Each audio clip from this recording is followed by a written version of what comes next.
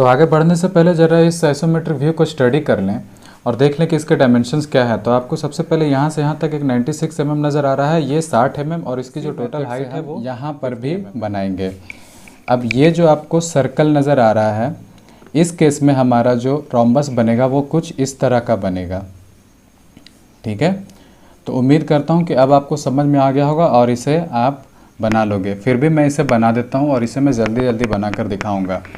तो आपको करना क्या है, ये जो आपको सेमी सर्कल नज़र आ रहा है, यहाँ पे R10 लिखा हुआ है, यानी कि इसका रेडियस 10 है, तो डायामीटर कितना हो जाएगा 20। यानी कि यहाँ पे जो रोम्बस बनेगा उसकी एक भुजा कितनी mm की होगी, 20 mm की। तो यहाँ पे चलिए हम फटाफट एक सेंटर फाइंड करते हैं, रोम्बस बनाते हैं और उसके अंदर इसको, ये वाले को, इलिप्स को हम बना लेते हैं। तो सेंटर फाइंड करने का तरीका क्या है, सबसे पहले सेंटर देखिए इस लाइन पर है, यानी कि इस लाइन पर है और इस लाइन पर है, पता चल गया, लेकिन किस पॉइंट पर है ये पता करने के लिए हमें बीच वाला हिस्सा फाइंड करना पड़ेगा। तो बीच वाला हिस्सा कैसे फाइंड करेंगे, टोटल 60 है तो हमें उसका हाफ करना होगा 30। तो चलिए फटाफट मैं इसे बना देता हूँ। 30 के पॉइंट पर ये सेंटर होगा, इसके बाद इधर 15, सॉरी इधर 10, इधर 10, तो ये 2 पॉइंट्स हमें मिल जाएंगे, ऑलरेडी बने हुए हैं। इसके बाद इधर 10, इधर 10, तो ये 2 पॉइंट्स मिल जाएंगे, इधर 10, इधर 10, ये 2 पॉइंट्स मिल जाएंगे। फिर इनको मिला देंगे तो एक कंप्लीट रोम्बस मिल जाएगा। तो चलिए इसे मैं जल्दी जल्दी से बना देता हूँ।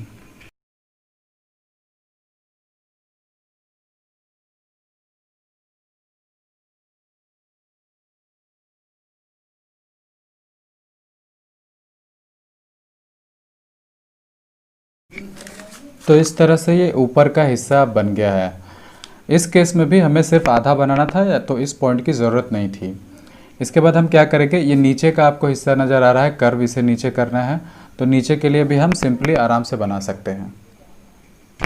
तो नीचे का हिस्सा बनाने के लिए मैं आपके ऊपर छोड़ रहा हूँ कि इसे कैसे बनाते हैं। फ़िलहाल मैं इसे बना दे रहा हूँ, मुझे पता है ये कैसे बनेगा, इसलिए मैं इसे बना दे रहा हूँ। आप बताइएगा कि कैसे बना है, खुद बना कर देखिए इसे। ठीक है, तो इस हिसाब से, इस तरीके से ये कंप्लीट हो चुका है। यहाँ का पोर्शन भी कंप्लीट हो गया पूरी तरह से और इधर का भी कंप्लीट हो चुका है। अब हमें क्या करना है, बस ये पीछे का हिस्सा बनाना है, इसके बाद ये हिस्सा बना देना है। तो पीछे का हिस्सा बनाने के लिए भी जैसे हमने ये हिस्सा बनाया था उसी प्रकार सेम प्रोसीजर से हमें ये हिस्सा भी बनाना है, जिसका रोम्बस बनाना होगा, एक इधर और एक इस तरफ। ठीक है, तो चलिए इसे भी हम फटाफट बना लेते हैं। तो इसे बनाने के लिए हमें इसका हेल्प लेना होगा, इसका। तो ये जो सेंटर आपको दिख रहा है, इसी सेंटर को हम यहाँ तक ट्रेस करेंगे सेट स्क्वायर के हेल्प से। तो हमें सेट स्क्वायर को यहाँ पर रखना है और 30 डिग्री के एंगल पर हमें वो सेंटर लाइन को ट्रेस करते हुए उधर तक लेके जाना है, पिछले वाली लाइन तक। तो चलिए इसे हम ट्रेस कर लेते हैं लाइट लाइन के हेल्प से। तो ये जो आपको लाइन यहाँ पे दिख रही है, ये लाइन और ये लाइन कट कर यहाँ पर जो पॉइंट बना रही है, इसी पॉइंट पर इस पीछे वाले इलिप्स का सेंटर होगा। तो यहाँ पर चलिए मैं सेंटर लाइन बना दे रहा हूँ। अब अगर आप इसे इस दूरी को मेज़र करेंगे तो ये 30 mm आएगा। क्यों 30 mm आएगा, क्योंकि ये रेडियस है, तो ये 30 mm आ रहा है। और इधर से अगर हम 30 mm जाएंगे तो ये भी टोटल इसका डायमीटर हो जाएगा, यानी कि वो सर्कल यहाँ से स्टार्ट होगा और यहाँ पर आकर ख़त्म होगा। जो इलिप्स बनेगा वो यहाँ पर स्टार्ट होगा और यहाँ पर आकर ख़त्म होगा। तो हमें 2 पॉइंट्स मिल गए, एक सेंटर मिल गया और बाकी के जो 2 पॉइंट्स है वो इसके शुरुआती पॉइंट और एंड पॉइंट मिल गई है। तो शुरुआती पॉइंट पर हम एक लाइन खींचेंगे,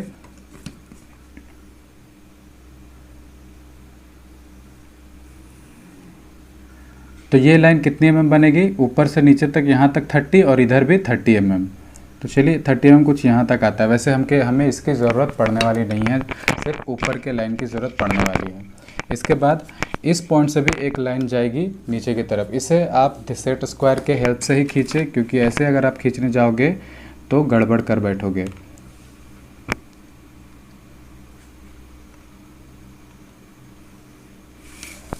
तो यहाँ से यहाँ तक की दूरी जो है वो 30 mm है और यहाँ से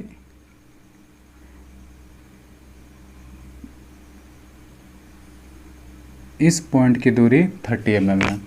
तो ये जो पॉइंट हमें मिल गया, इसी पॉइंट से हम इसको ट्रेस करेंगे। जैसा कि मैंने पिछले इसके केस में मैंने बताया था कि सिर्फ हमें इस पॉइंट की ज़रूरत है, हमें इससे मिलाने की ज़रूरत नहीं है। उसी तरह हमें इस पॉइंट की ज़रूरत है जो हमें मिल चुकी है, और वही पॉइंट यहाँ से 30 mm की दूरी पर ये पॉइंट रही। तो ठीक है, अब आपको करना ये है कि इस पॉइंट को लीजिए और इस पॉइंट पर अपना पेंसिल रखिए और मिलाना शुरू कीजिए। आप अगर सही ध्यान से बनाओगे तो आपको सारे लाइंस की ज़रूरत पड़ेगी ही नहीं, आप आराम से बना लोगे। ये जो पॉइंट है वो इस लाइन का मिड पॉइंट है। यहाँ से यहाँ टोटल 60 होने वाला था, तो ये मिड पॉइंट है। तो इसको मिड से ही तो मिलाते थे और इसके बाद हम इधर चले आते थे और यहाँ पे से इस तरह से करके कर्व करके यहाँ चले आते थे। तो मैंने वही कर दिया। अब अगला काम आपको ये करना है कि यहाँ से आपको लेकर इधर लेकर जाना है, जिसके लिए आपको यहाँ पे एक सेंटर की ज़रूरत पड़ेगी, यहाँ पे एक पॉइंट की ज़रूरत पड़ेगी। तो उस पॉइंट को फाइंड करने के लिए आपको कुछ नहीं करना है, इसको इधर मिला देना है, इससे मिला देना है और इसको इससे मिला देना है। तो ये कंप्लीट हो चुका है। अब आपको इसको और इसको कनेक्ट करना है जैसा कि इसमें किया गया है, इसे मिला देना है। तो अब सवाल ये उठता है कि ये जो लाइन बनी हुई है कनेक्ट करने वाली, ये लाइन यहाँ से निकलेगी या यहाँ से निकलेगी या यहाँ से निकलेगी। तो इसका डिसीजन आपको खुद करना है और ये डिसीजन कॉमन सेंस से किया जा सकता है। अगर आप यहाँ से लाइन निकालोगे और एक सीधी लाइन खींचते हो तो वो काटती हुई चली जाएगी, कुछ इस तरह से निकल जाएगी, इस तरह से निकल जाएगी, जो कि सूटेबल नहीं है। और आपको एक चीज़ का ध्यान देना है, जो ये लाइन बनेगी यहाँ से जो लाइन जाएगी वो इस तरफ 30 डिग्री के एंगल पर झुकी हुई रहेगी। तो यानी कि हम सेट स्क्वायर का यूज़ करेंगे। तो सेट स्क्वायर को अगर पहले हम 30 डिग्री के एंगल पर सेट कर लेते हैं, इसके बाद इसे स्लाइड करते हुए आप लेकर जाइए। तो आप अपने आप ऐसे पॉइंट पर पहुंच जाएंगे जहां से आपको ये लाइन खींचने की जगह मिल जाएगी। तो जैसे ही आप यहां पर पहुंचेंगे, आपको इसको और इसको इस तरह से एक सीधी रेखा से मिला देना है। तो इस तरह से ये लाइन आपकी मिल जाएगी। तो जैसे ही आप इसे मिला दोगे तो यहाँ पे इस पॉइंट पर मिलेगी। तो ये जो इलिप्स आपका आ रहा था वो यहाँ से यहाँ लेकर इसी पॉइंट तक डार्क होगा, जहाँ तक ये मिलेगा इसी पॉइंट तक डार्क होगा। इसके बाद ये हिस्सा डार्क नहीं होगा, जैसा कि आप इस इमेज में देख सकते हैं, यहाँ पर डार्क नहीं है। तो सबसे पहले आप इस लाइन को डार्क कीजिए, इसके बाद इसे आप चाहें तो दोबारा आप डार्क कर सकते हैं।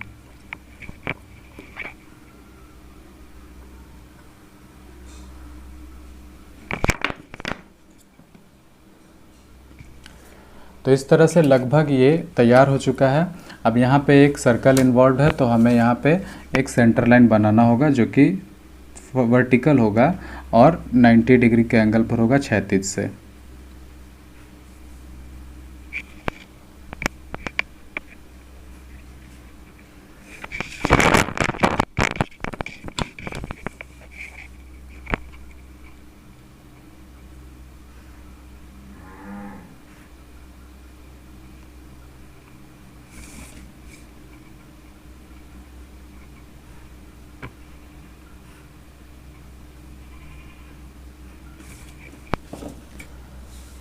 अब जो आपको बचा है इस डायग्राम में वो ये पीछे का हिस्सा है। तो चलिए इस पीछे के हिस्से को भी कंप्लीट कर देते हैं। तो ये हिस्सा इतने से एरिया में है और इस जो लाइन, ये जो लाइन आपको दिखाई दे रही है, इसकी लंबाई आपको पता नहीं है, तो पता नहीं चल रहा है कि ये कितना लंबा हम इधर खींचेंगे। तो इसे डिसाइड करने के लिए आपको इस पॉइंट का यूज़ करना पड़ेगा। ये पॉइंट यहाँ पर है, तो इस पॉइंट से एक 30 डिग्री के एंगल पर लाइन जा रही है जो कि इस तरफ झुकी हुई है। तो हमें इस पॉइंट से एक 30 डिग्री के एंगल पर लाइन निकालनी है, जिसको हम सेट स्क्वायर के हेल्प से निकालेंगे।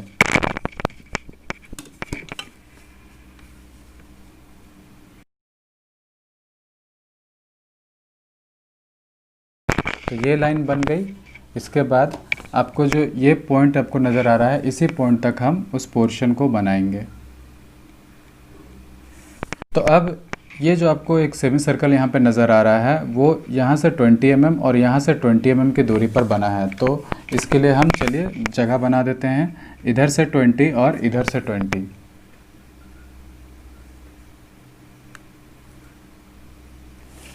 तो इसी जगह पर वो सर्कल बनेगा। तो आप चाहें तो इसे फ्री हैंड भी बना सकते हैं।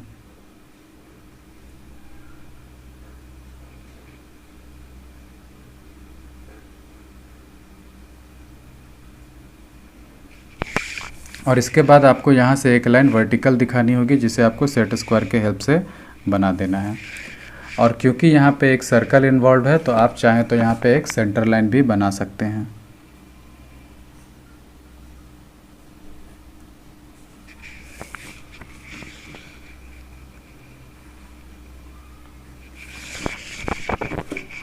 तो इस तरह से ये लगभग कंप्लीट हो चुका है। एक चीज़ बच गया है, बस आपको इसे यहाँ पे डार्क करना होगा।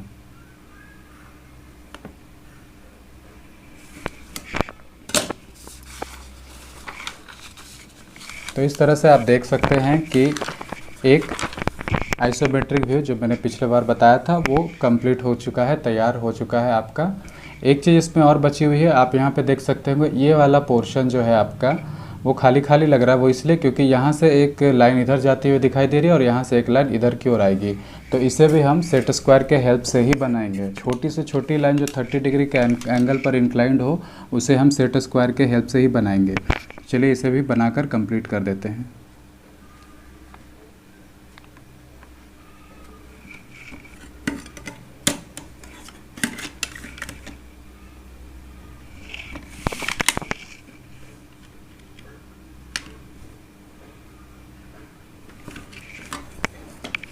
तो अब ये पूरी तरह से कंप्लीट हो चुका है। इसकी डायमेंशनिंग कीजिए जैसा कि इसमें दिया हो गया है और आपका ऑब्जेक्ट तैयार हो जाएगा। तो मुझे उम्मीद है कि आपको ये वीडियो हेल्पफुल लगा होगा। अगर आपको इसी तरह से और कई सारे आइसोमेट्रिक व्यू को देखना है सेट स्क्वायर के हेल्प से बनते हुए तो कमेंट करके ज़रूर बताइएगा। और इसमें कोई प्रॉब्लम हो तो आप मुझे ज़रूर कमेंट करके बताइएगा, मैं उसे भी सॉल्व करने की कोशिश करूँगा। मैं मिलूँगा आपसे अगले वीडियो में, तब तक के लिए टेक केयर।